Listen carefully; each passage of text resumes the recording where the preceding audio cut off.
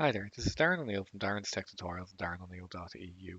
In this very short video, I'm going to show you how to install Python 3.8.2 on Windows. This will work for Windows 10, Windows Server 2016 and 2019, and many other varieties of Windows. So let me just open up Google Chrome here, and I'm just going to search for Python for Windows. Okay, I'm just going to click this download Python link here.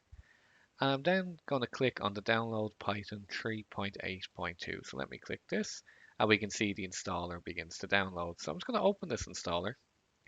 I'm going to click install now and this will begin the installation process for Python. So I'll just pause the video here while this is finishing. Okay, great. We can see the setup was successful. So I'll click close here and then we can just double check by clicking the start menu and we'll look for idle, which is the Python IDE, and it should start up. Excellent. So we can see we now have Python 3.8.2 installed, which is great. If you have any issues follow along this tutorial, please do comment below, and if I can help, I certainly will. And thank you for watching.